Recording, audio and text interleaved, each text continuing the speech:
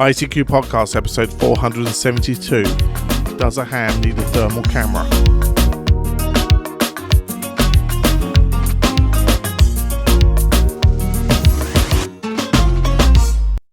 Well, hello fellow amateur radio enthusiasts, and welcome to episode 472 of your ICQ Amateur Radio Podcast, supported this episode by Sean Borgerson, KK7, Oscar Victor Foxtrot, and our monthly and subscription donors.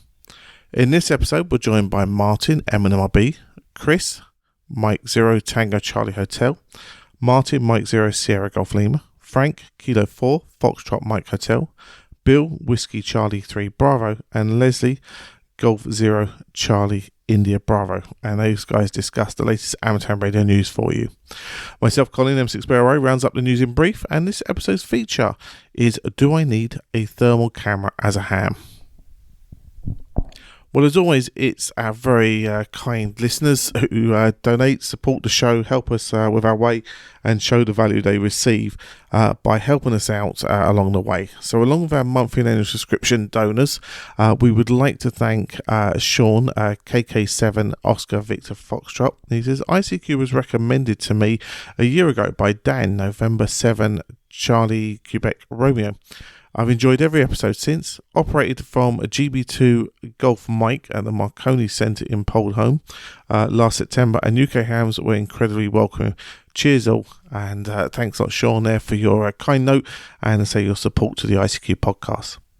You can do what Sean and our subscription donors have done, and they show their value for what they find from the ICQ podcast, and they visit our special webpage, ICQpodcast.com/donate, where they turn the value they receive from the show, from the entertainment, the fun, the thought-provoking insights, or just the humour, into a value proposition, and send that to us, and everything that comes our way helps out our running costs and keeps your ICQ podcast advert free. So please do consider visiting that page. So it's ICQpodcast.com/donate. Right, well, now we're going to join our news roundtable of Martin, Chris, Martin, Frank, Bill, and Leslie, and they discuss and generate thoughts about the latest amateur radio news, including space sailors are seeking help and UHF restrictions for Germany. As always, hope you enjoy. Well, hi guys, and welcome to episode 472 of the ICQ podcast, and tonight's news roundtable for that episode. Tonight, I'm joined by Mr. Chris Howard, M0TCH. Hi, Chris. Hi, Martin. Hi, guys. And here we are again. Yeah, here we are again. This group's last one before Christmas. The others have got one just before Christmas, which is going to be a bit of a panic. But there we go. Also, this side of the pond, Mr. Martin Rothwell, M0SGL, who's working so hard he's not been able to get me into trouble. Do you know what? It's crazy how busy we are. But the thing is, Emma said to me, my wife said to me, she said, when are you next podcasting? I don't know, it's about 2 weeks away yet. And I looked at the calendar like, oh, it's tonight.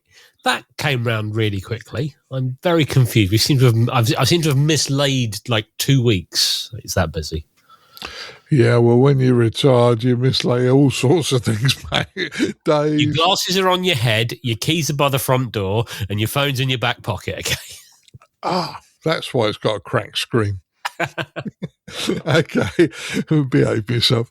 Okay, we're moving the other side of the pond. We have Mr. Frank Howell, K4FMH. Hi, Frank.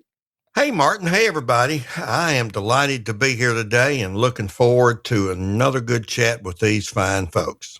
Yeah, be fun to sure on, Frank. I'm pretty sure of that one. Also, your side of the pond, we have Mr. Bill Barnes, WC3B. Hi, Bill. Hey, Martin. Hey, everybody. Good evening. I was about to give you the sack if you hadn't done a good evening, They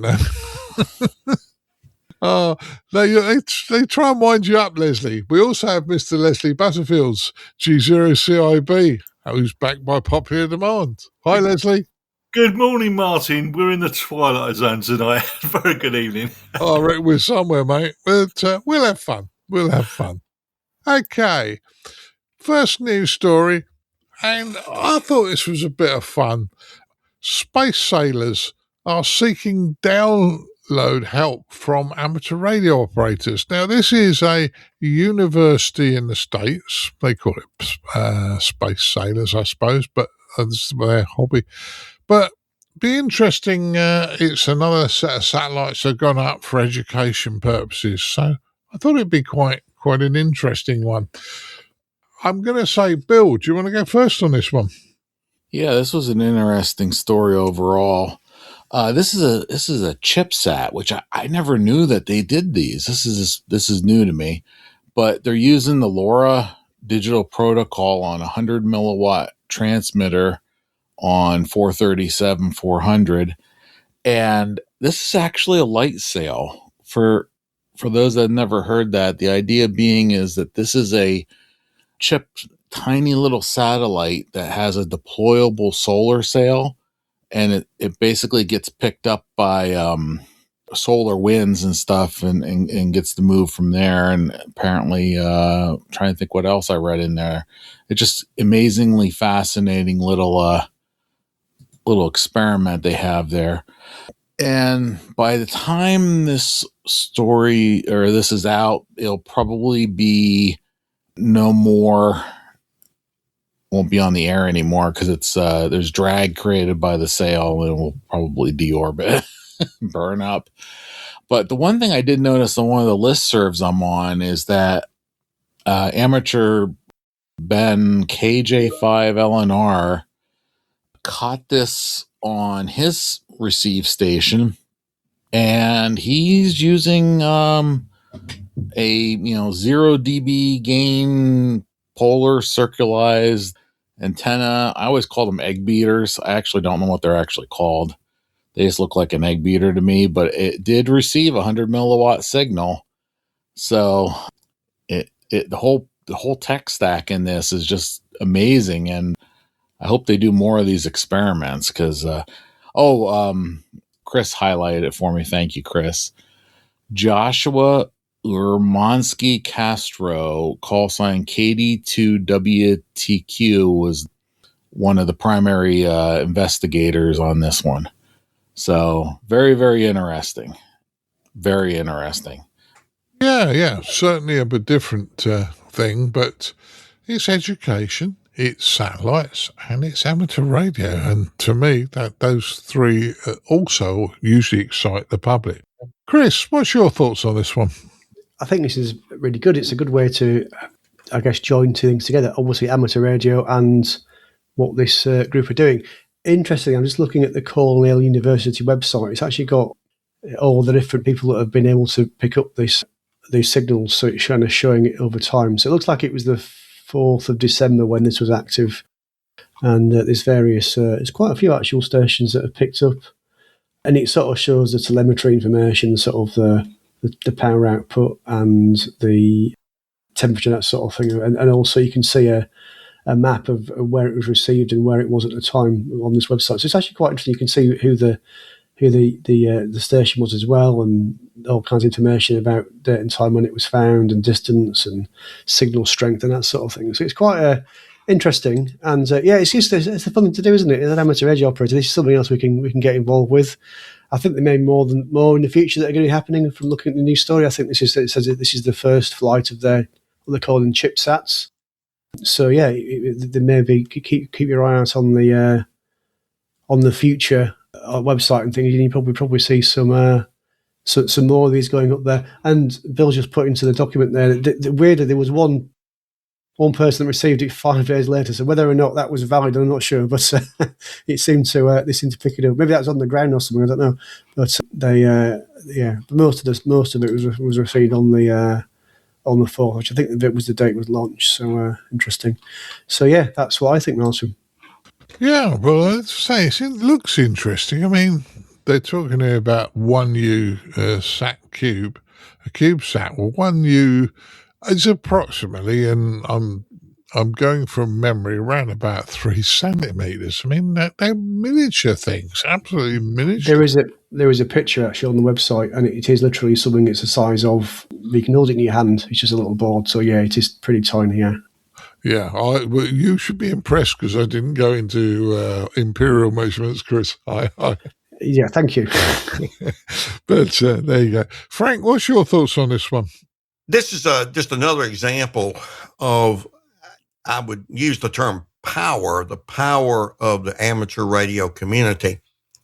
If you need help of some kind, you might think, well, call the police, call the fire department, call whatever. And you may not know who is going to respond per se. And when the call went out, well, we need people that can hear strange things.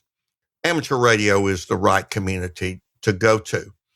This group at Cornell, and I hearken back to the days, Bill will certainly remember, and the rest of the team will as well, when the famous astronomer Carl Sagan, who was at Cornell with his billions and billions of stars, as he wanted to seek alien life somewhere in the universe, they've had a long-standing effort in space communication at Cornell, and this is just another part of that. The technology is a little bit ham adjacent, as the cool term is these days, using the LoRa digital protocol with the tiny GS hardware and toolbox to receive things. My friend and friend of our podcast, Randy K7AGE out in Oregon, was on the ground trying to receive this particular transmission. I don't remember. I usually talk to Randy on Saturdays by Zoom in a group. I don't remember if he had any luck, but he used the tool this is for our listeners' benefit. If you want to get into the tiny GS and this world for future type events, one of the featured guests from the Huntsville Ham Fest a couple of years ago was Mark Smith, who has a company called Halibut Electronics. Mark has an antenna product called Eggnogs, hence Bill's comment about egg beaters. Eggnogs, a small antenna that Randy is using with his tiny GS very effectively. It's very inexpensive. So our listeners who are interested, this is not something that you'll sink a lot of money into if you can get an antenna outside. So I think it's a reflection of the power of amateur radio that the call can be put out and some will respond. But truly, it is an amazing set of technology operating at very low power, and we capture the virtue of line of sight almost straight up. Yeah, that's a good update there, Frank, and sounds very interesting. Leslie, I know you're not really a satellite person, but this has got to be interesting, hasn't it? Yes, it is, Martin. I'm just looking at the picture. There's a picture of 1, 2, 3, 4, 5, 6, 7, 9 Cornell students, and the chap in the middle is holding this satellite, and with two hands. And I can only describe it as slightly bigger than a Rubik cube, but he's holding it with two hands, which sort of gives the idea of the size of this thing. And there's big smiley faces, which they've obviously been doing well on the projects. I'm not into satellites, but I just think the whole idea of the project is great. And the antenna that was mentioned earlier, I think they're what's known as a cross-polarized antenna, and they're similar to type of shape to a cork bottle opener. You know, those are the ones that you screw into the wine bottle. They're that type of shape to give you a cross-polarization. But I think it's an excellent project. UHF, go for it. I think it's absolutely great. Over to you. Yeah, well, that's great. Martin, have we left you anything to say on this one? Well, this is a very, as people have mentioned, this is a very small. When you said start talking about you, I thought like you, is it a server rack? I guess it is. It's a very small device, almost something that you could, with a powerful enough potato cannon, you could launch your own one into space. Not that I'm suggesting anyone build one of those, but yeah, as someone mentioned earlier, looking for help listening to strange signals coming from outer space. You're definitely talking to the right people. They talk about transmitting stuff using the LoRa protocol. Now, isn't that the same as things like Mesh-tastic? I don't know enough about this, but it does strike me as the same sort of thing. I'm curious how to do this in the amateur world. I thought that was a particular thing that was designed specifically that. Clearly, I was wrong on that.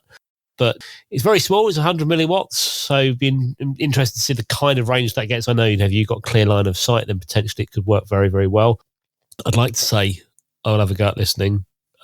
Will I?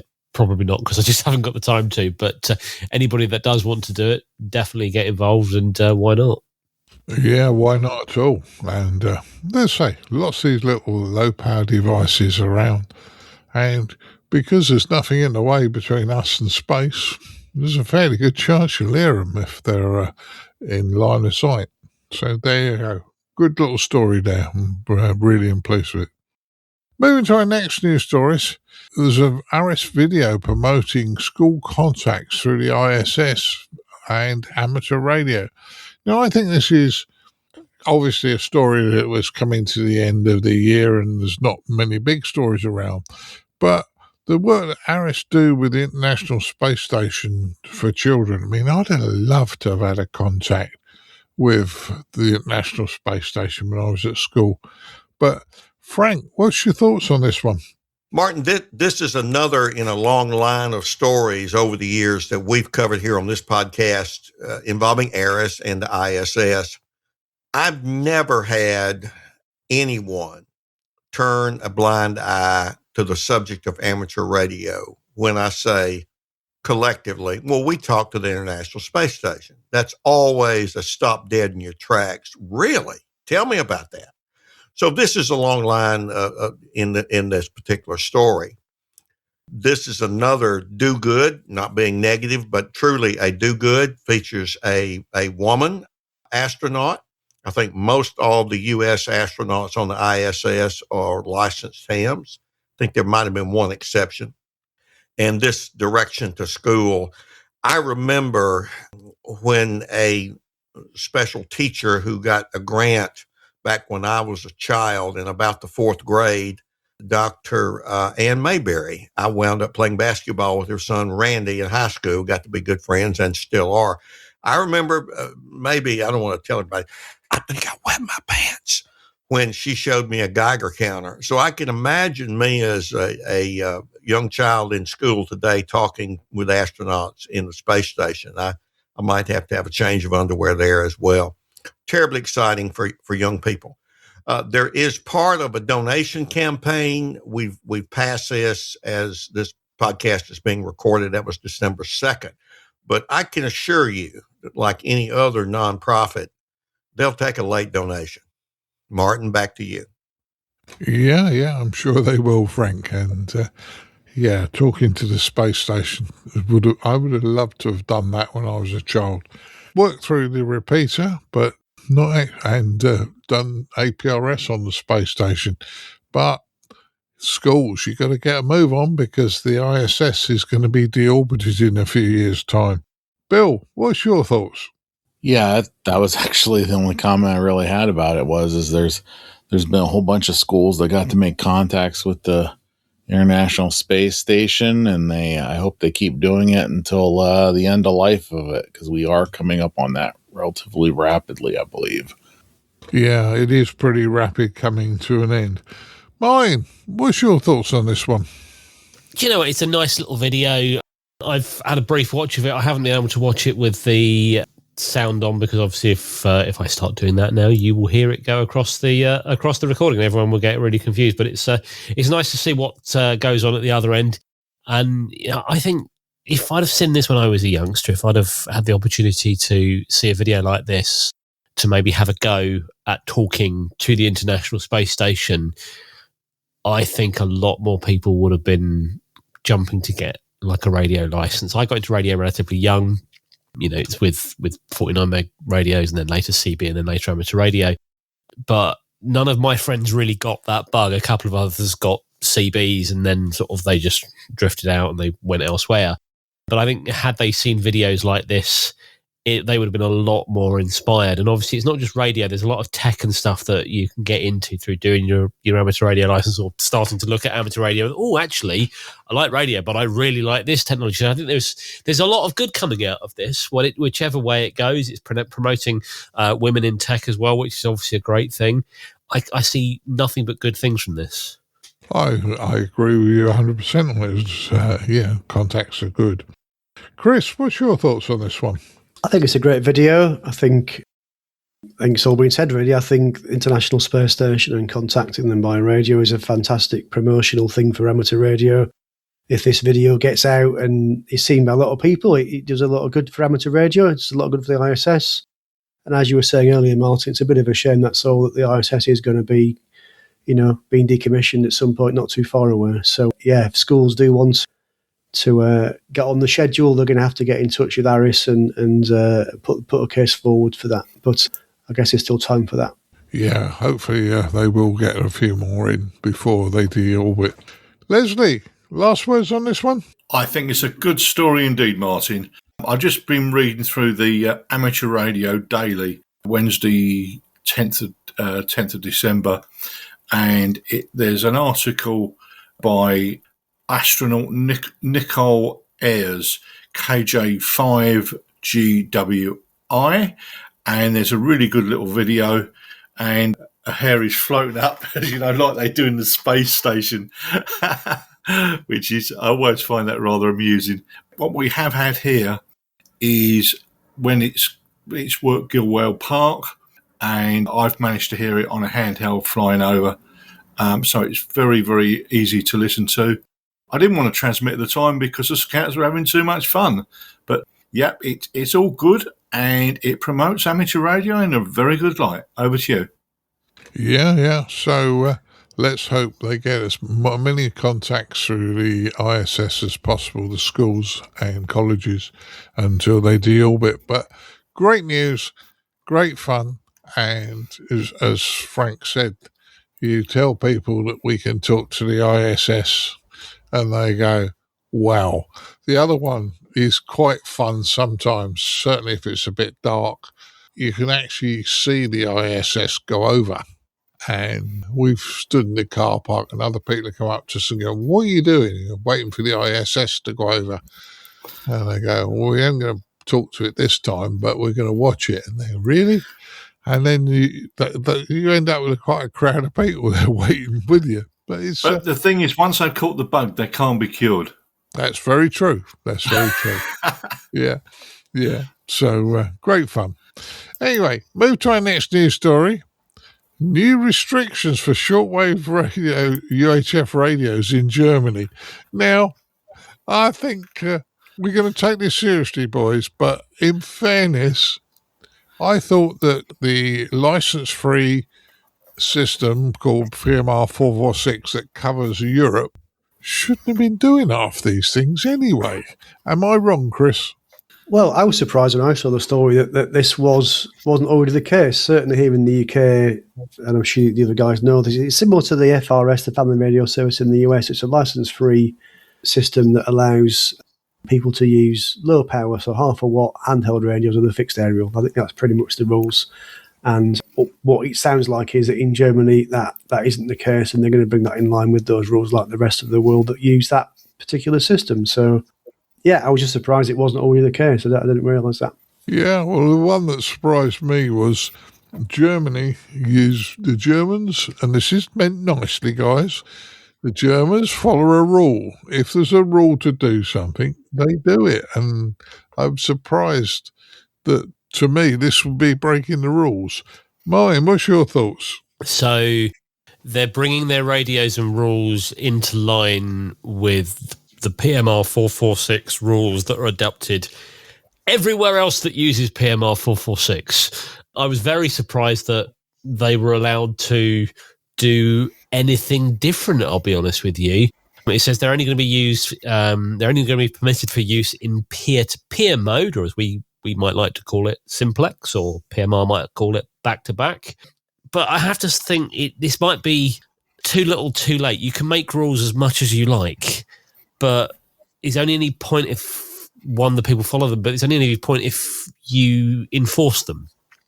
But if people are already out there and they're using bigger antennas or higher powered radios, are they really going to say, oh, I'm not allowed to do this anymore? I will stop doing that straight away. Now, don't get me wrong. I'm aware that, and I say this nicely, people in Germany often like to follow the rules, and maybe this will work absolutely fine. But there's a lot of people that, you did this other parts of the world, absolutely no one will follow this. Like, well, I've already spent my money. I've invested in this radio. I've invested in putting a big antenna up.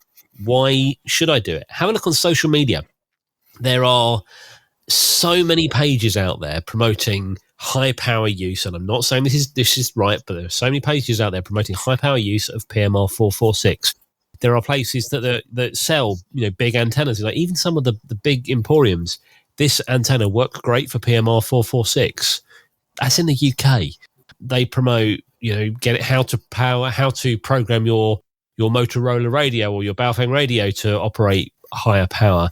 There are nets. There's channel 8 which is another one. I know that they suggest you should use type approved equipment, but bet there are people that don't. Nobody enforces it. I think it might be a little bit too little too late. You've let people get away with it for this long, but I see why you're trying to bring it into line, but it only works if you're actually going to enforce it and make people do it. I think you're just going to upset people. Yeah, could do. Leslie, what's your thoughts on it? Well, I was reading through this and it sort of took me back to the old days of CB in the 1980s. People did exactly the same thing with tinkering with antennas and amplifiers. And then they went on to amateur radio. Yes, that the licensing people can enforce it, and I get that. But in time, they will go over to amateur radio, and then they can play to their heart's content and tinker to their heart's content and think, oh, this is a lot better. We can run this and run that, and we got more privileges and all that type of thing. So, yeah, it's not a good idea to do that, chaps, but I'm sure they'll come over to amateur radio given time. That's only my own personal thoughts. Other people may think differently, of course. Over to you, Martin. Yeah. Well, as I say, as long as you don't cause interference and you behave yourself, maybe they will come over into amateur radio. But it'd be nice to see them if they do. Exactly. Yeah. Frank, you don't have PMR 446 in the States. In fact, I think 446 is the UHF calling frequency for amateur radio, if I remember right. I could be wrong. But you've got FRS. What have you got? A similar sort of problems? To some extent, Martin, the frequencies may be different, but the principles, I think, are very similar. Over here, big box stores like Walmart and others, heck, you might be able to find some walkie-talkies in drugstores like CVS or Walgreens. I've never looked. But those are around. We have another licensed radio service called General Mobile Radio Service, GMRS, and it's a non-test license. It has a fee of $35 for some number of years. And what we see here is what we did see, as Leslie said, back in CB radio. I'm certainly guilty of that as a teenager. I lived out in a rural area, lived on a hill, had a 50-foot, we call them light poles, a 50-foot pole with stakes in the side. I had a 5-foot Yagi and a 500-watt Palomar amplifier with a Lafayette CB radio driving it. So that was my introduction. That was my introduction to two-way radio. I did mature and go into commercial broadcasting a few years later. It took me a while to get into ham radio. Nevertheless, the principle and point is that is an introduction to radio transmission and reception, or these freebie, non-licensed walkie-talkie types of radios. They will give an experience. That experience may be like some diseases like measles. It may take a long time for them to incubate. If you have chicken pox, you may get shingles years later. We have a vaccine for that. So if you look at that experience as a type of incubation, it may never be acted on. For some, it will be acted on, but at various points in time. I published at k4fmh.com, and we've talked about it in previous podcasts, how GMRS here in the States has a growing and strong relationship with amateur radio. There are almost as many GMRS licenses as there are amateur technicians. keeping in mind the single largest class of licensed amateurs in the U.S. is the technician class. So it is a somewhat similar thing. Look at eBay, look at many other online sales platforms, and you will see our friends in China sell lots of gear that it doesn't take a whole lot of technical capability to use them and enhance things in bands. More recently, for GMRS, the FCC's issued a declaration, I'll say it's more of an advisory letter, that no, thou shalt not connect GMRS repeaters over the internet or point to point. That's not in the rules. All it boils down to what we have, any set of official rules, that while Germany may be much more like the lovable character on a TV show in the 60s in the States, Andy of Mayberry, his affable Barney Fife deputy sheriff, played by the actor now dead, Don Knotts, his statement on life was, I forget what number one was, but the number two rule was obey all rules. He must have had German grandparents, I suspect. And yes, we should follow rules. Some are not enforced, and when things aren't enforced, then there will be much more variability there. But we have a little bit of the same phenomenon, and it looks like the German authorities are doing what the FCC did for GMRS. Now, play by the rules. Yeah, and I suppose the rules are there for a reason, but we should obey the rules.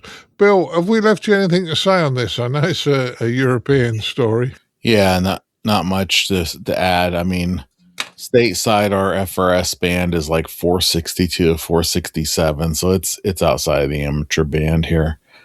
But I mean, based on the article you sent, this all seems pretty reasonable to me. You know, make sure that you're not using any external antennas and, you know, in peer-to-peer mode. I mean, it's hunting season here in Pennsylvania on this beautiful snowy day. And I mean, there is a ton of folks on the weekend that were on the various FRS channels talking to each other and coordinating stuff. And I mean, it's all peer-to-peer use. It's just, you know, they're just calling each other and, you know, pretty reasonable range. I mean, I'm probably a quarter mile from one of the state game lands, which is public hunting lands that we have here in Pennsylvania. And I easily heard 5 or 6 different folks throughout the day on the scanner. So I think for what it's supposed to be, it's working. And I just think that the Germans are just normalizing rules and making folks clear. Because the one thing that this article said that I just couldn't believe anybody was doing was using internet gateways. The radio is supposed to be point to point. Do you know what, Bill? There are actually internet gateways on 446 in the UK. Oh, that's mind blowing. It doesn't surprise me. And I remember, years ago, I remember someone has literally were putting instructions online how to build a circuit board that wires up your 446 handheld to like a computer, and it wasn't Echolink. I forget what the software was, but it was a very similar concept. Oh, wow. Well, I'll add that to my learn something new every day thing. I wouldn't even think anybody would think of that. So, especially on, you know, the license-free bands. So, but anyway, that's all I have, Martin, on that. Yeah, well, I think it's an interesting and worth us talking about it. I know that not all parts of Europe have quite the same rules. It was kind of trying to do the same rules everywhere. Originally, when 446 came out, it was 8 frequencies. It's now 16. And there's little differences in different parts of Europe. For argument's sake, Ireland, you're not allowed to use radios without CTCSS, where in the UK you can. So the rules probably are there to make sure that people who know nothing about radio don't try and do the clever stuff and cause it a lot of interference, I would suggest. So there we go. Right, moving to our next news story. Indian amateurs help a lost woman in Bangladesh. And it's one of these nice stories where you reunite people, and the West Bengal Amateur Radio Group seem to do a lot of this. Martin, do you want to go first on this one? Do you know what? I don't have very much to say on this. I mean, it's a good thing that they've helped reunite a lost woman with her friends and family. I read the news story. Aside from it being like an amateur radio group, I couldn't work out if radio came into this or amateur radio came into this. Talk about people, they're using their vast network to reunite her with her family, but I couldn't work out where the radio came into it. Maybe I've missed something here. What it says is that I'm just trying to find it.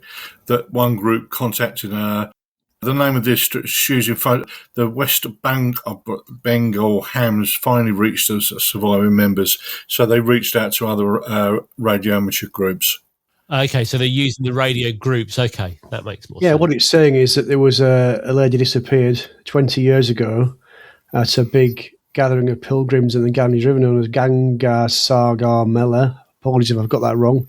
Probably have got the pronunciation wrong. And it's a huge event with lots of thousands of, a very large number of attendees. And it doesn't say the exact number. And it's not uncommon for attendees to get lost or go missing. And it sounds like that's happened 20 years ago. And the West Bengal Radio Club, which is, we do report on quite a lot, obviously a very active amateur radio group in India. And according to the report, they've got certainly some skill in this, in reuniting family members, have used their network of other clubs and using the radio to sort of put the message out, trying to find this person. And the lady was found. Apparently she's now 70 years of age and was reunited with, apparently it turned out she joined the group of pilgrims from Bangladesh and she got taken there rather than back to her home in India. So I believe that's the case. So, using the amateur radio, they managed to, they managed to reunite her with her family. I guess that's perhaps in that part of the world, communications using other means isn't quite as straightforward as perhaps it is in the Western world where we've got telephones and internet and that sort of thing. So, although I could be wrong, sounds like amateur radio is coming very useful here to reunite a family. Yeah, I think the three of you covered this pretty well from the UK side. And I know I spoke to a couple of ladies from India on the talk group recently. So, amateur radio is actually alive and doing very well in India and doing things to help the community. Bill, what's your thoughts? Yeah, I don't have much to add on this one other than it's nice that they were able to help this person. So, yeah, that's really, I really don't have anything else. I think it was well covered. Yeah, well, I'd say lovely story. Frank, have we left you anything to say on this one? Martin, yes. And again, it reflects my background, as a sociology professor. But let me just remind our listeners, we tend to focus on our technical communication ability and act. But at the same time, my wife made a comment a few years ago that has stuck with me. She doesn't do ham radio, interested in ham radio, does things to support me in my activities. But she made a comment. She said, Frank, you've made a lot of great contacts and good friends through your hobby. And she's absolutely right. Present company being a very good example of that. So the thing that I think Martin Rothwell raised, he was trying to see the radio in it. And I get that. Over time, being in radio, and particularly being in a club who participates more broadly, as this one clearly does, the West Bengal Radio Club, you make personal contacts. Those personal contacts are renewed at what we call Hamfest in the States, rallies in the UK, et cetera, online communities, and on the air. I know we sort of make fun of 80 meters sometimes, but I do listen, and there are people who have met regularly for decades there. Sometimes we make fun of what they talk about. But remember, there are these social networks, and I'll reinforce that. Through amateur radio, I happened to meet a physician who's a cardiologist at Mayo Clinic, friend of the show, Scott K0MD. He was able to help me identify one of the best people to deal with a fast-growing prostate cancer I had a year and a half ago. So just to kind of bring this back to this story, the social networks that no doubt have been built through this West Bengal Radio Club are not unlike those that we have in other clubs. This particular group, as we've covered in previous podcast episodes, seems to have developed its niche.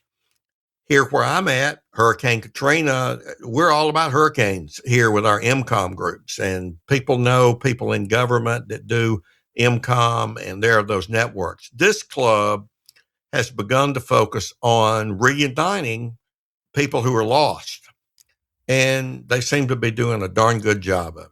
Martin, that would be my take and something to add to what the other presenters have said about this story.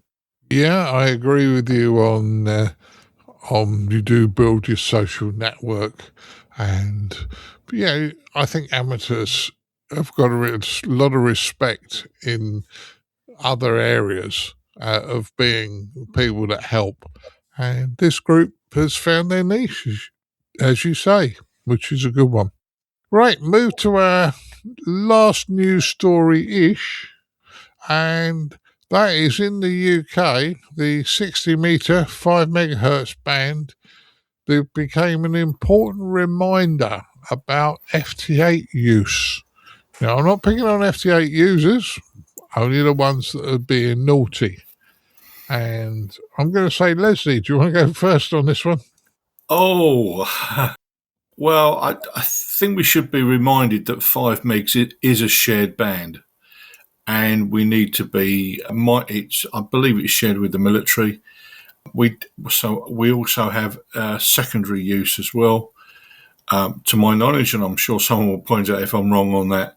So as a sort of group of people, we have to be mindful. And something's come amiss with people using FT8. Now, I'm not an FT8 user myself, but just because that dial gives you a frequency, there's a bandwidth to that signal. You could be so many hertz either side of that signal, which I think in some quarters isn't quite appreciated. So, okay, this has been happening, and Ofcom have put out a reminder about certain documents, OFW611, and obviously the RSGB has quite rightly put out a notice. So it's just a notice to radio amateurs to be mindful about using it in accordance with their license. And I think I can't really say much more than that. Over to you, Martin. Yeah, around the world there are different frequencies. The 60-metre band isn't a common usage band, and we don't always have all the same frequencies as other parts of the world. It's different, put it that way. Martin, what's your thoughts on this one? It amazes me that people are operating where they're not supposed to operate. You're a licensed amateur, you get your call sign, and you transmit your call sign, and this is obviously going through FT8. So, you're basically saying, hello, I'm here, and I'm doing something I shouldn't be doing. And, it's like, do people not realise that, the 60-metre band 5 megs isn't, one whole band? Did they not realise it's essentially channelized? Now, the RSGB reminds, my first thought, the RSGB reminds people to follow their license. Yep, that justifies your £70-odd a year or whatever it is. I don't know. I mean, your license tells you where you can operate. Stick within, either the band plan or, the guidance of where you are allowed to operate. I just program my HF radio with those specific frequencies allowed, and you can go from there. If you're out of band, though, I have to think, though, if you're out of band, this is a really easy thing for Ofcom to do. All they've got to do is listen. It's data that is being transmitted. You could literally run a script on a PC somewhere listening to those frequencies. The call sign's being transmitted out of band. There's an automatic email going to the registered call sign holder saying, hey, we've noticed your call sign's being transmitting out of band. Please cease doing this. But yeah, I mean, it's just follow your license, people. Yeah, well, as I say, they ought to do that. And in fairness, I was listening to 40 metres the other day. No, it's not FT8, I was listening to SSB. Now in the UK, our 40 metre allocation is between 7 megahertz and 7.2. Right at 7.2, 1.2 megs, was a station in Croydon, which is about 5 miles from me. The guy often runs really high power. Most of the UK guys will know who he is. He was dead on the top. Now, all right, lower sideband, so the signal would go down. It wouldn't go up on the upper sideband. He was transmitting lower sideband correctly, but right on the band edge. And I thought, you got to be chancing your arm, son, because if your radio's out of alignment, you could be transmitting a long way off band. So that's where I was going with that one. So little one there. Chris, what's your thoughts on this one? I think most of it's been said. I mean, I'm also not really an FT8 user, but I can only think that people are making a mistake here. I can only think, given the RFT have had to issue a warning about this or a reminder about this, maybe that people are. Typically amateur radio operators aren't, typically like to follow the rules. And I was wondering if it's just some software config or some default that people aren't aware of, and they're inadvertently operating, outside of that band, and just need to remind you that's all, that perhaps that's not what they should be doing. Oh yes, understood. I suppose I'm giving the benefit of the doubt, but obviously now people have been warned about it, and obviously we're publicising this on the podcast, and you can go and Google and find that reminder from the RSGB. Then I guess going forward, there's not really an excuse. Yeah, understood on that one. So interestingly, now there's kind of a variant on this story, and Frank said you have to go first on the states about this, Bill. So over to you. Yeah, Frank, did you see the report and order from the FCC that was released yesterday? Hey, Bill, I missed it. Tell me about it. Okay. One of the things in there, in the whole grocery list of stuff that they released on yesterday, is the WARC 15 World Radio Conference 2015 implementation for a lot of stuff, including for us, amateur service in the 5351.5, the 5366.5 kilohertz band. Yay! We got the international allocation to match now. So we too will have to be cautious with our FT8 transmissions in that band to make sure we stay in the band. We're keeping 4 channels, the 4 discrete channels, 4 out of the 5. We're losing channel 3. I think it's channel 3. Let me look at channel 3 we're losing, because that's in the middle of this new band. So we keep, 5332, 5348, 5373, 5405 at, 2.8 kilohertz, 100 watts ERP max. You're good to go. The new band that we get, the 5351.5, the 5366.5 kilohertz, we will need to keep our power limits within 9.15 watts ERP. So it is a little bit more in a QRP band, but basically a QRP band. But I'm going to be hunting DX with QRP on the 60 meters. I can't wait. Because a lot of times I've heard stations outside of the channel and I couldn't go get them. Well, now I can go get them, guys. We're ready to go. DX, yay! So you're a happy bunny then, Bill. Frank, what's your thought? I may not be quite as happy as Bill, but I'm closing in on it. And I think this is a great turn of events. I think it will give us a focus on some QRP type operation in 5 megahertz. We also get the 100 watt ERP with some of the channels. So I think it was a pretty big win for U.S. amateur radio. I want to comment back on the part of the story in the UK, if I might, Martin.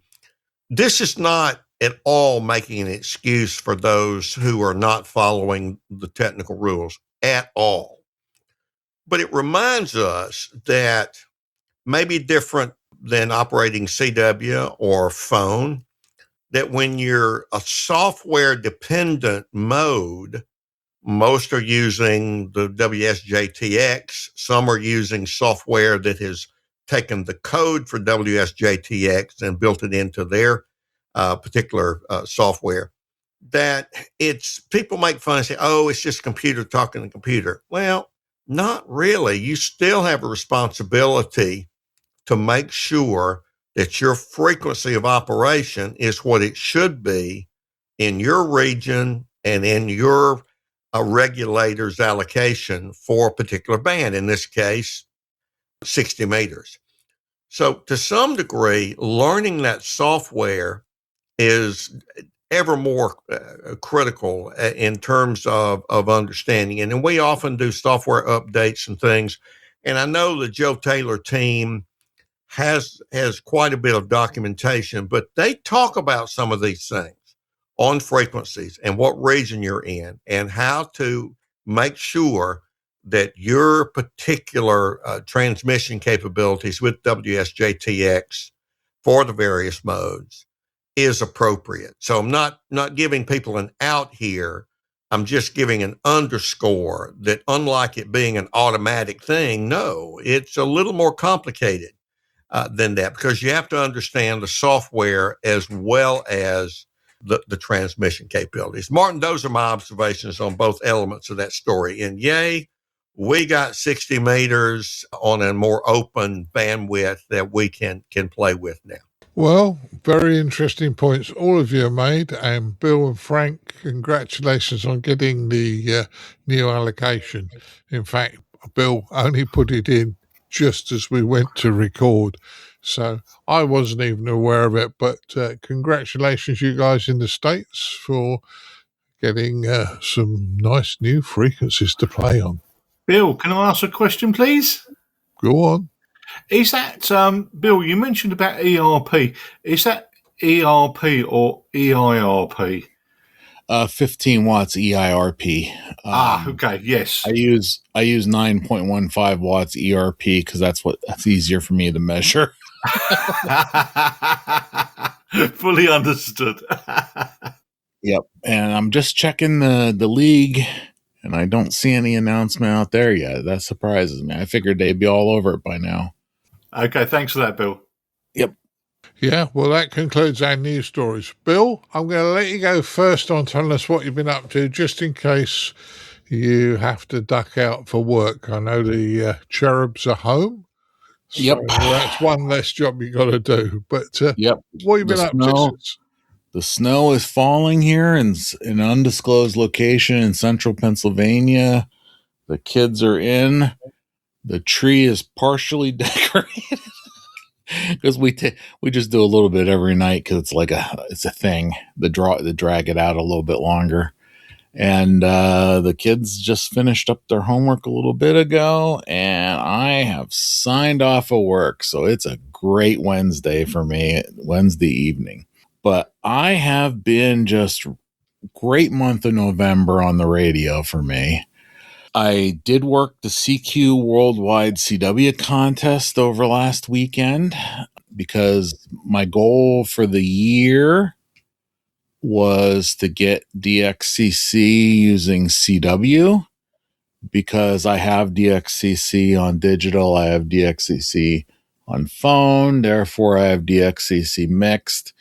But now that I got 100 and what are we up to right now at this moment? I have 109 confirmed CW contacts in Logbook of the World. So once I get that certificate issued, which means I'll have to rejoin the league here this year, I'll probably do it after Christmas, and then I'll be able to apply for the ARRL DXCC Trident Award, which means you got your DXCC on phone, CW, and digital. I did work a bunch of DX stations, Soda and Poda. I picked up early in the month. I picked Sierra Leone. I picked up Republic of Kosovo, which I actually did not have on CW, which surprises me. I picked up Madagascar. I picked up Saba and St. Ustia. I just mangled that name up. It's an island in the Caribbean. Picked up Bermuda, picked up Rodriguez Island, picked up Barbados Island, picked up Greenland again. Greenland's an interesting one just in general. It's like a chip shot from here, from the Northeast to the States, but there's not a lot of activity going on there. Picked up Morocco on 10 meters, picked up Mandaria Island, Easter Island, a couple countries in Africa I was missing. And like I said, a whole bunch of CW stations during the contest. So we got our DXCC done. I just need to file the paperwork. And my 2025 ham radio goal is now, big check mark on the board here, done. So I'm ecstatic, as you can tell. I did post stuff in the Facebook group. Yeah, you've done well, Bill, and sounds really interesting. You got some good contacts there, and congratulations on getting your DXCC on that one. Yep. So that's good. One last thing. I did have a text message from the boss, and he thanks everyone for donating to the podcast. And he wanted me to remind folks, ICQPodcast.com/donation. Every little piece of value you give really, really helps us. Please. It certainly does. And think about us for the holidays. Yeah, certainly does. And I know Colin's putting out a questionnaire. If you're not a newsletter person, sign up to the newsletter, then you won't get left out on things that happen outside of us having a chat. But Colin's sending out a survey to people that you can have your say about what improvements we can do. Let's put it that way. And a reminder is the newsletter also includes stories we don't talk about on the round table as well. So it's very informative. It's a great product. Yeah. Colin spends a lot of time on it, I can tell. He certainly does. Right. Frank, what have you been up to since the last time we spoke on the podcast? Martin and I try to get together on Zoom and talk some technical stuff, talk a little ham radio. So that's his reference. But since I've been on the podcast, Martin, still doing a little writing. My Delta V auto loop antenna appears in the current issue of Practical Wireless. I strongly encourage our listeners, if they're not familiar with PW, to take a look. I find it to be a great magazine. This antenna is a Delta loop oriented vertically. It's on a small tripod.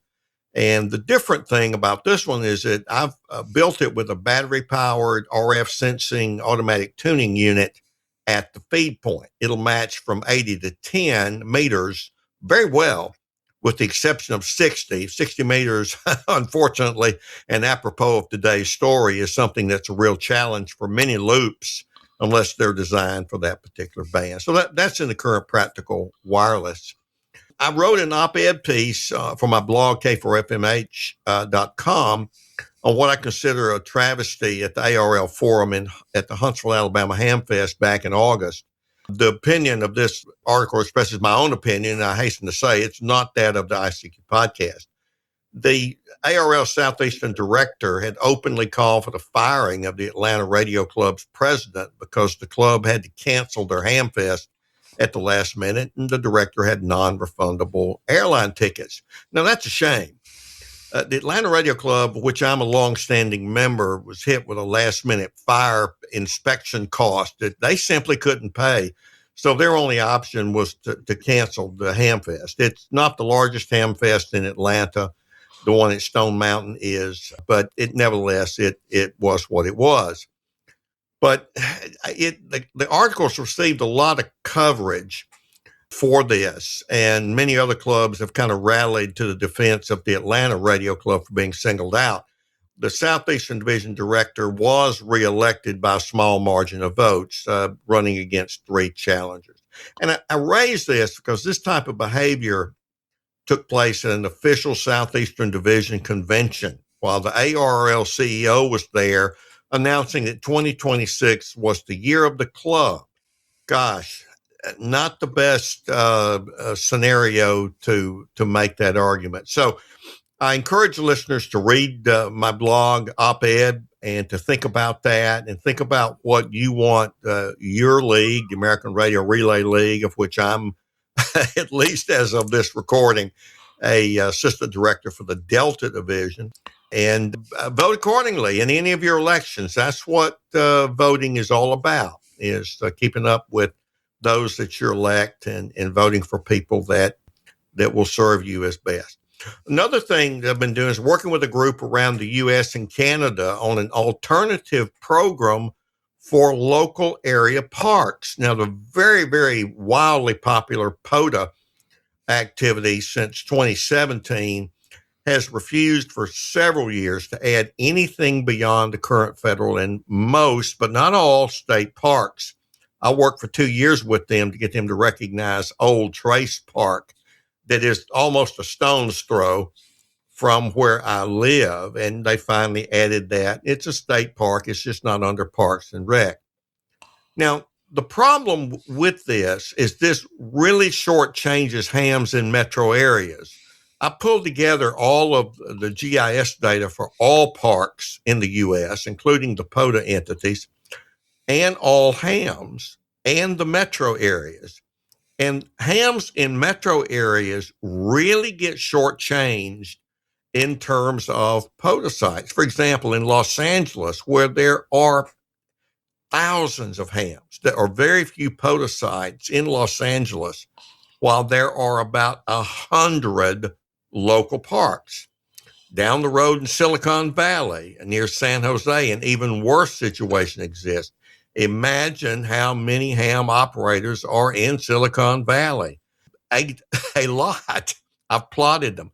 It's even the case here in the Jackson area. So what to do? Well, the best thing is for POTA to change its mind. And if our listeners are POTA activators and they live in a big city and they see a lot of local parks that they can't activate in POTA, you might want to express yourself to POTA. Otherwise, there's a group working on a potential alternative, and we'll see where that goes. Just some fact finding. Another thing is I'm finalizing a ground plane vertical for 20 meters with spinoffs for 15 and 10. I've talked a bit about that. Talked a bit about the problem of the impedance match for those antennas, particularly if you don't want to lower the dipoles to 45 degrees. And my test results in the field for 10 meters, and this has been a discussion Martin and I've had between podcasts, it doesn't really get you up to 50 ohms. In my case, it only gets you up to about 35. So I found this neat website by Dick Reed, KK4OBI, his website called Bent Dipoles. And he's used an off-center fed dipole approach to altering the feed point impedance. You know, we take a regular dipole and move the feed point toward one end, and at some point we get about 50 ohm match there. So I'm taking some field measurements and we'll write that up. Hopefully I'll get a match there, and that will go off to Practical Wireless for Don Fields' review. Now, after that, I'll begin writing up 2 portable azimuth antenna rotators that I've designed and built. They're remote control. They also show the bearing direction at the operator's position.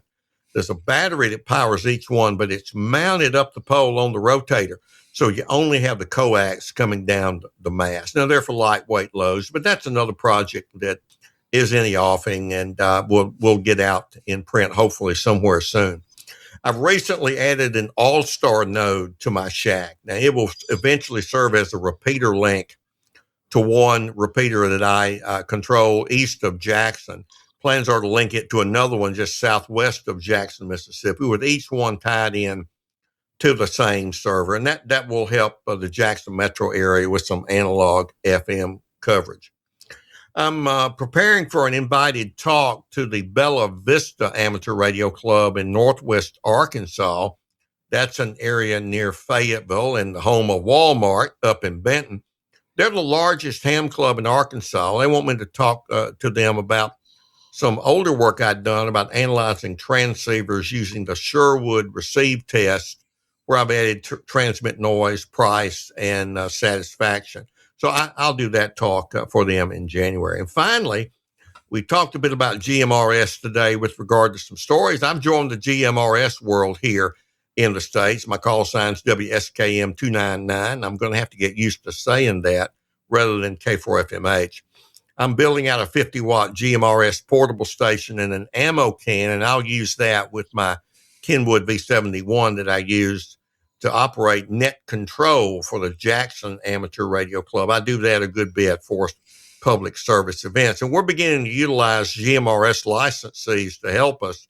We found that there are a number of them, and perhaps unlike some hams that get called on maybe too much for public service, they're eager beavers to try to help.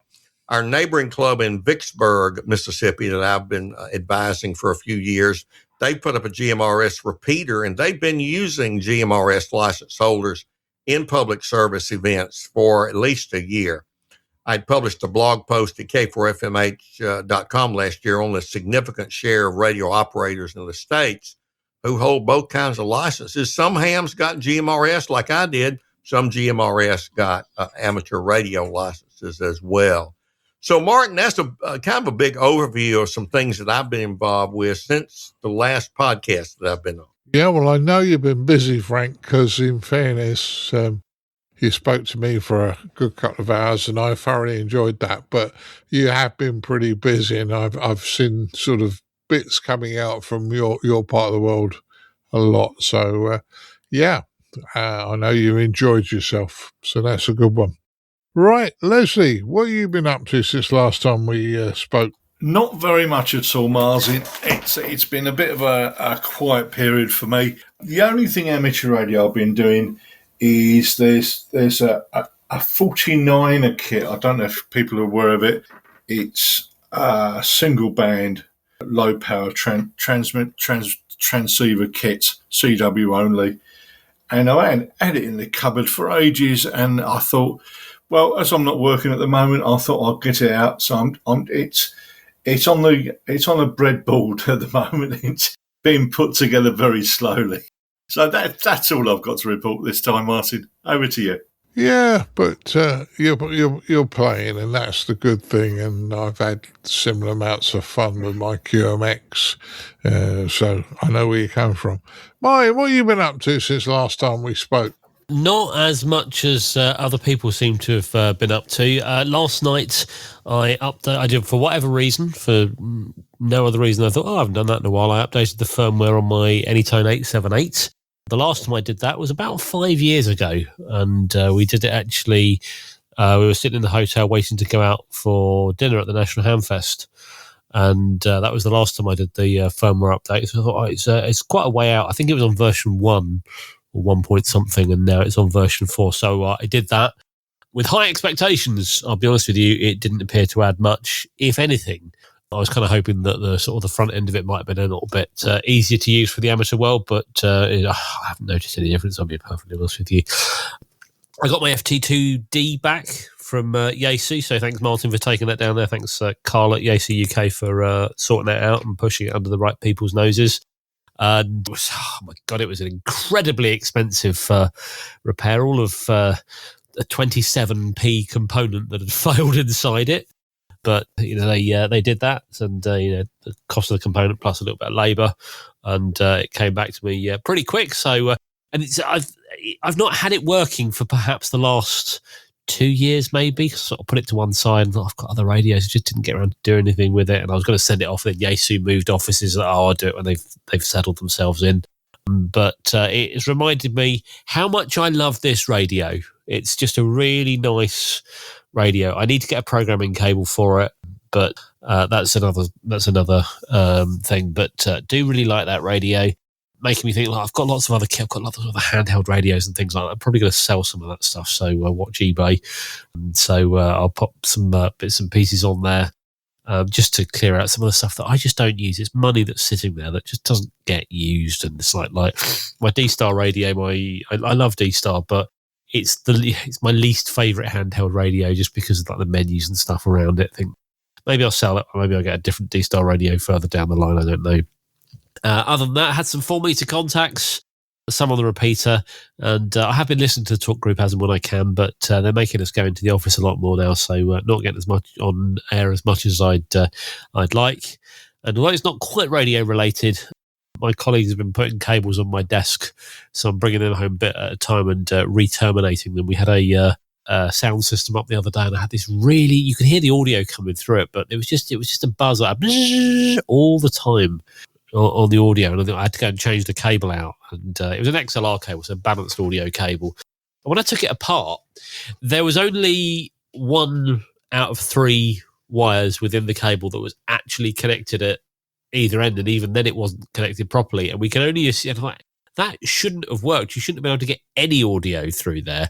And we can only assume it was like using the mains earth for the backhaul. I have no idea, but so I've been sitting here with my soldering iron quite happily re-terminating those cables. So quite happy with my little toys and things like that.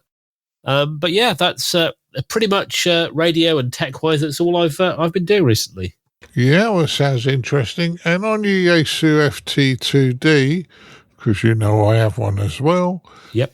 I haven't got a program cable for mine either, Martin, but I remember you can take the SD card out, put it into a holder, program it with the software, then you put the SD card back in the radio and you say, move it into the live environment. I think that's how I got it programmed originally. Yeah. But when I tried to take it apart originally to see if there was anything obvious, it's possible I broke the SD card holder. I can't remember.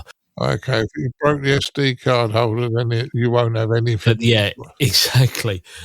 But I think that's how I did it originally. But the other thing I wanted to because I think again there's a much later firmware for it available. I thought I'd like to do that as well. But yeah, I might have another play. I've not really had a chance to play with the software because again I've got the software on a CD and I haven't got a computer that's got a CD drive in it anymore. Okay, well you can download it from Yaesu, or you used to be able to. Anyway. We digress. Chris, what have you been up to since the last time we spoke on a podcast?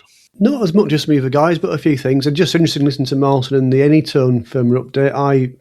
I might do mine, although from what Martin was saying there, not many point, but I might do it anyway. So I don't think I've ever updated my firmware on my Anytone handheld, so might worth a go. What have we been up to? So we had our inter-club quiz on Monday night. So we had 4 different clubs there. I was the quiz master.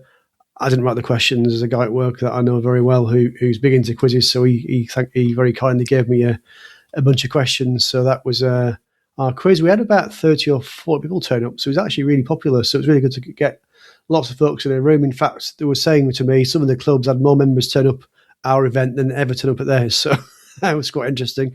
Perhaps the offer of a few mince pies perhaps was able to bend their arm. So that was really good. And then the only thing I've been really doing radio-wise is to I think I mentioned previously, I've been playing with the Raspberry Pi Pico little microcontroller, similar to an Arduino, but this is the Raspberry Pi kind of version. And I've been working on a project to create a Morse tutor, and it's taking a lot longer than I was expecting.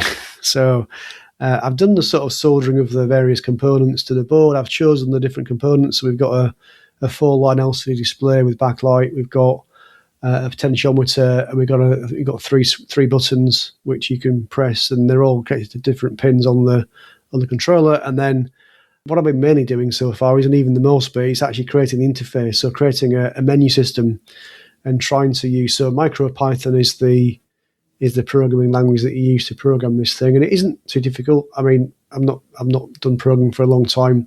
It's based on Python, which is a fairly modern language to use. So I've just been muddling my way through that, trying to create a reusable menu function so that I can put in a bunch of menu items, and then you can use the buttons that I've got sold onto the board to select the menu item, and then away you go. But just creating a scrolling menu and that sort of thing is taking a bit of my time, but I will get there. And my plan is, the reason for doing it is because a bunch of guys at the club are currently learning Morse code, and it's also now winter time when people tend to do less operating and more project work. So I thought this would be a good thing to get people involved with. So currently I'm figuring it out for myself, but what I'm doing at each step of the way is to document what I'm doing so that people can then follow along and do the same thing. So it's certainly taking a long time, and it's just because I haven't got a lot of time as well. So I've got a few hours each weekend to sit down and work my way through it. So getting there, but it's taking a while. And it may be one of those things where it starts off, and then because it's software based, once you've kind of got all the various components connected to the board, and I've kind of got version 1 of the software working, so you've got a basic Morse tutor.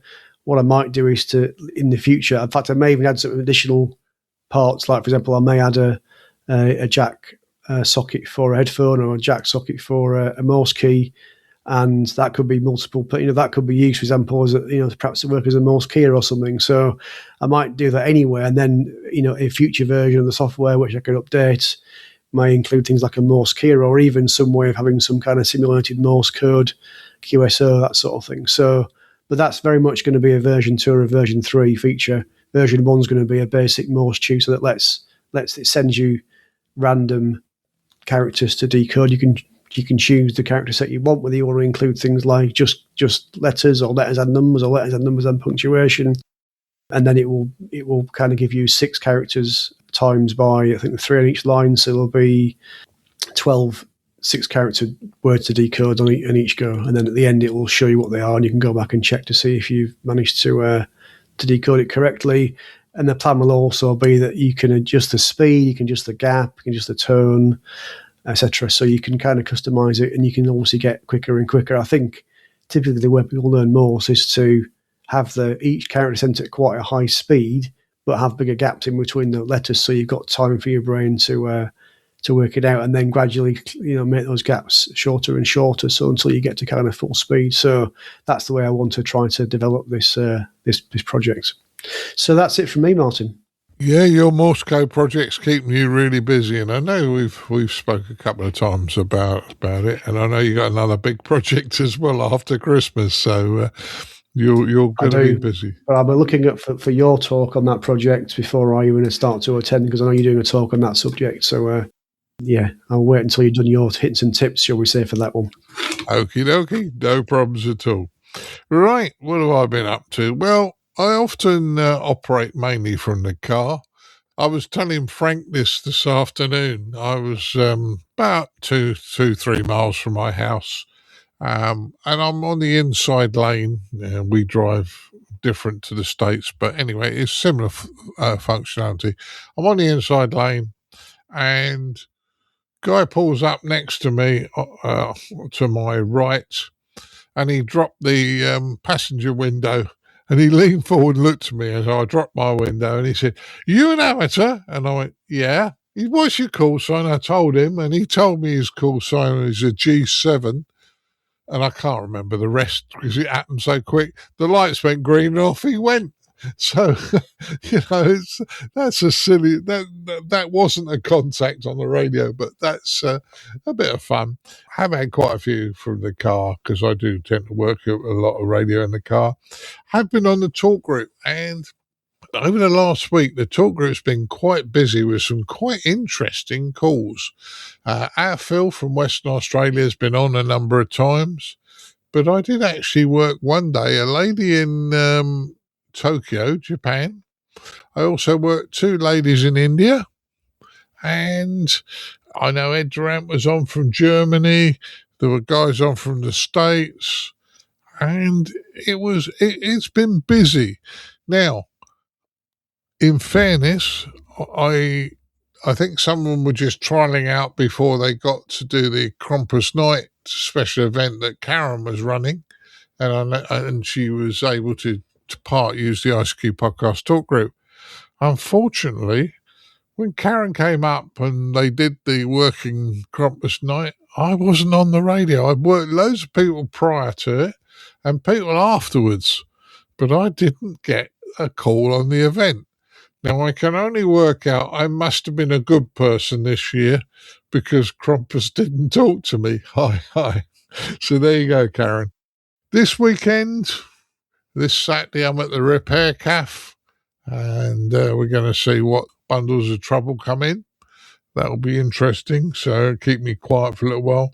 My HF antenna, I think I mentioned on the last podcast, has been rather sick. I'm waiting for the nicer weather to come, stop raining, so I can get up on the roof and change it or sort something else out. And yes, I have been playing with the QMX Plus.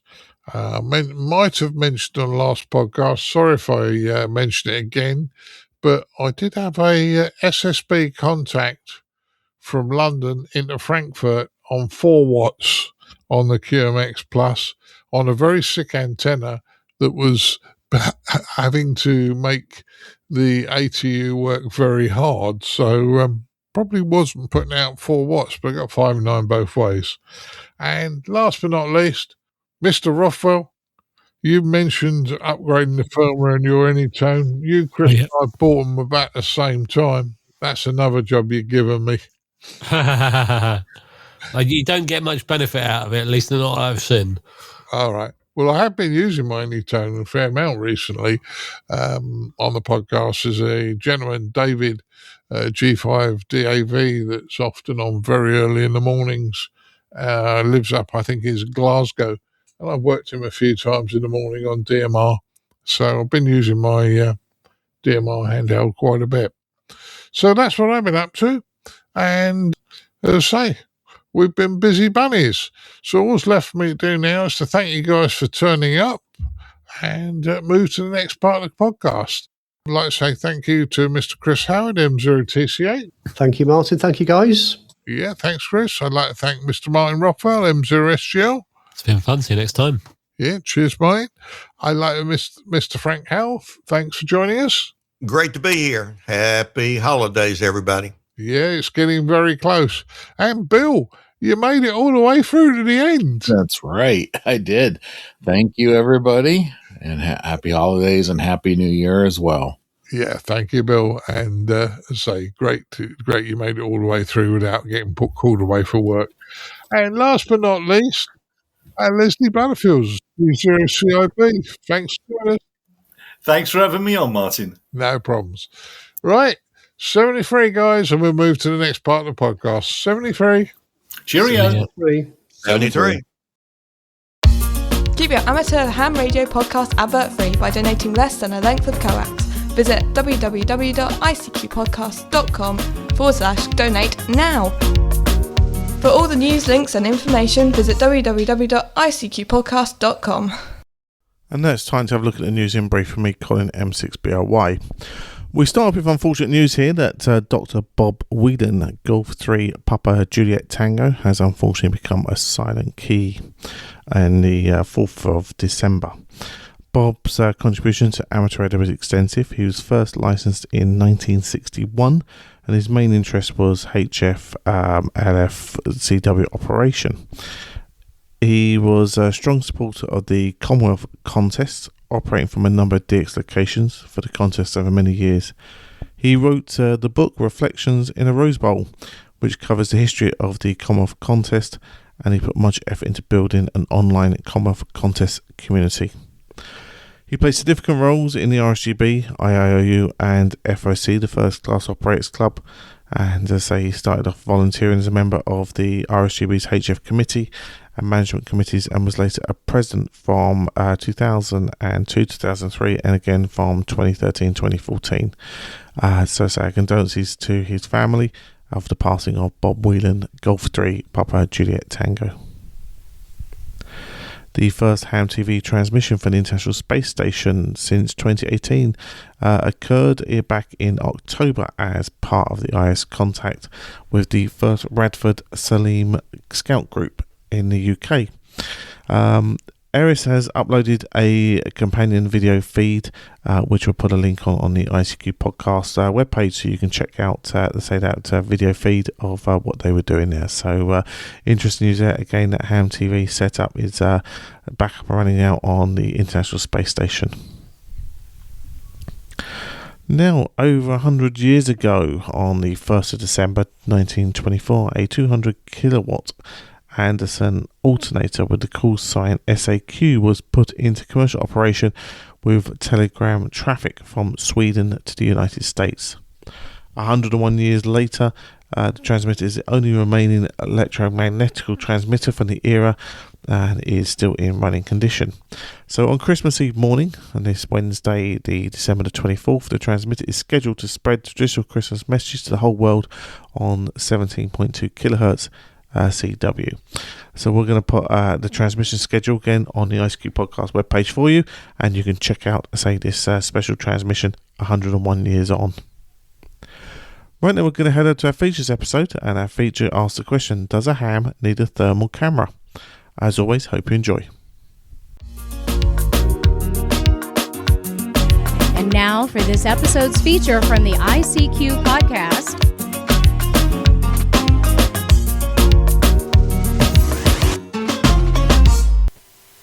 Hi guys, for this episode's feature, I wanted to talk about a few things that, in fairness, I've been looking at for quite a while. Now, for those of you who haven't got one, a thermal imaging camera is the way everybody describes them. And I didn't want a thermal imaging camera that plugged into the bottom of my mobile phone. Seriously, because phones change and go out of date, operating systems change, and all those sort of things that would create me a problem going down the line. Therefore, decided that I wanted a proper camera. Now, for a long time I've been looking at these, and they range anything up to £1,000, and I didn't know if I was actually going to get any use out of it at all. So, I decided to hold off on it. Well, I was at the National Hamfest in the UK at Newark with Chris Howell, and we came across a stand that's selling the Unity UTI 712S thermal imaging cameras. Now, in fairness, these are not top of the range. Let's be honest about it. But the guy was selling them brand new for £120. Well, £120 is about half price you'd have to pay on the internet for one. So it seemed quite a good reasonable offer. And in fairness, as much as I maybe would have loved to have had one with all the bells and whistles and macro lenses and all those sort of things, stumping up £1,000 for something that I might not use didn't seem a sensible option. So we bought one of these cameras each, and Chris and I have had some fun with them. Now, there's all sorts of things they tell you can use these for building inspections and mechanical and electrical inspections and one thing and another. But why did I want one? Well, for me, I wanted to an evaluation unit I could play with and have a look and see what it did and all those sort of things. So I also wanted to try and work out how much I would actually use it. Now, in fairness, if I find that I'm going to use it all the time and I want a more expensive one, I'll end up buying one. But I think the thing to say is, when you're learning to drive a car, you wouldn't rush out and buy a Ferrari or a Rolls Royce to learn to drive him. You take something more sensible and you learn the functionality of it and how to use it first. So this is where this device probably fits what I'm looking for. And I wanted it to help me fault find and looking at electronic devices. So in fairness, that was the idea. Now, if I'm looking at a printed circuit board with hundreds of integrated circuits on it these days, sometimes you just want a quick and dirty, where's the area of the fault? Now, if you're looking at a thermal image, one or two things is going to happen. Either you're going to see something that's a lot hotter than everything else, and that could be where the fault is, or you're going to spot one integrated circuit that's stone cold and all the others are hot. Equally, that could very much be where the fault is. So it was a way of trying to find out if this would help me fault finding, and initial results seem to be quite good. Not done as much as I'd like yet, but I'm saying initial results. Now, the one I actually purchased was a Unity UTI 712S, and its thermal image resolution is 120 by 90, so you haven't got a sharp picture. But then you don't need a sharp picture. You're just looking for hot areas and cold areas. You're not looking for a very small line or something like that, predominantly. The one I've got tends to measure or has a temperature range of minus 20°C to plus 400°C, or if you wanted the old-fashioned measurements, minus 4 Fahrenheit to 752 Fahrenheit. So it's quite reasonable. It has a 320 by 240 2.4 inch screen to watch, and you can capture the image. Now, the original ones came with a 16 gig SD card to plug into the device. I was probably a bit lucky because mine came with a 32 gig card, so that was a bonus, even though I got mine very much cheaper.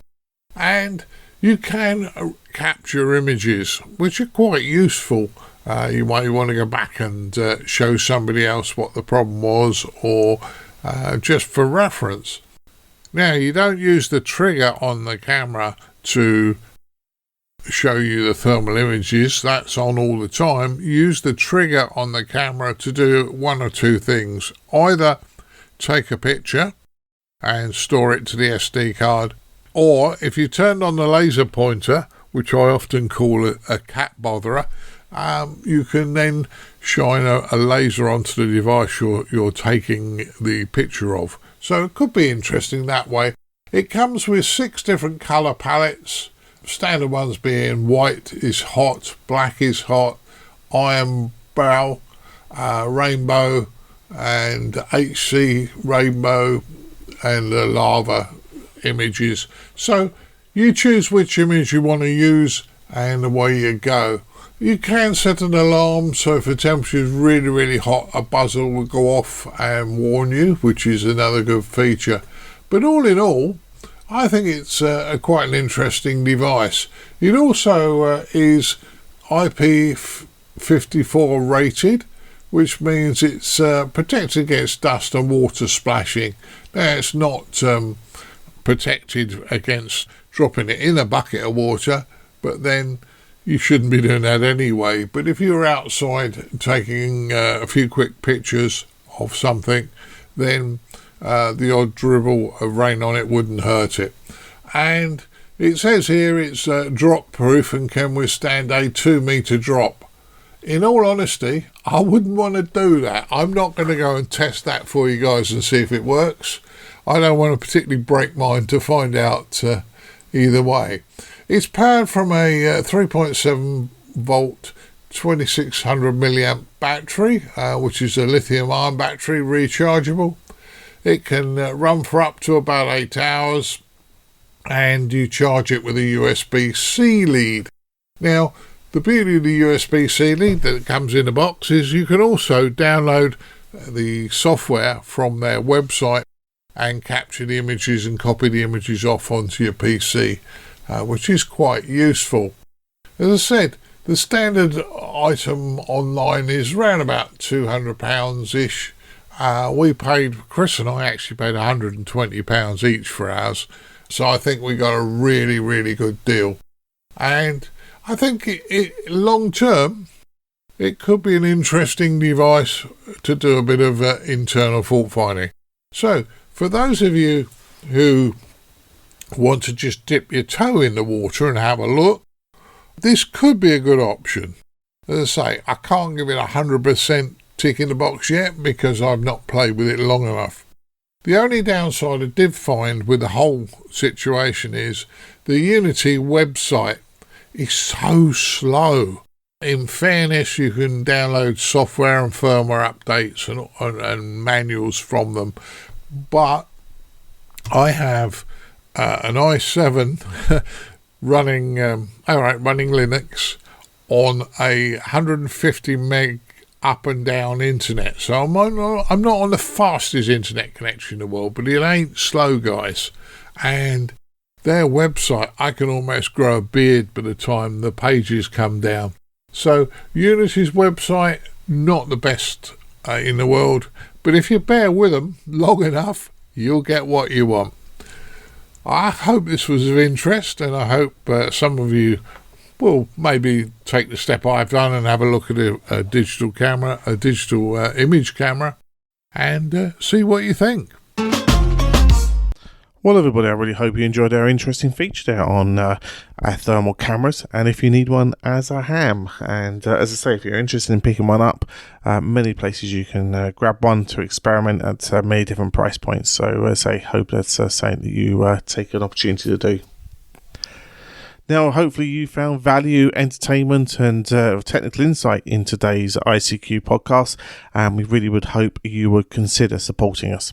Remember our very special webpage, ICQPodcast.com/donate, where you can turn the value you receive from the show into a financial amount and help us with our running costs, keep us advert free, and show that value back to us. Just like our donor Sean Borgerson, KK7 Oscar Victor Foxtrot has done this episode, and also our monthly subscription donors.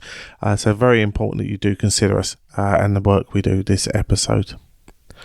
We of course would like to thank Chris, Mike 0 Tango Charlie Hotel, Martin, Mike 0 Sierra Golf Lima, Frank, Kilo 4 Foxtrot Mike Hotel, Bill, Whiskey Charlie 3 Bravo, and Leslie, Golf 0 Charlie India Bravo, for taking part in the News Roundtable. Many thanks there, guys, for your opinions on the news that's going on in the hobby. Right, well, we only have one more episode left in 2025, and that we'll be back with you again in a fortnight's time with our last episode of 2025. As always, I hope you continue to enjoy our wonderful hobby, and we'll catch up again in a fortnight's time. 73's all.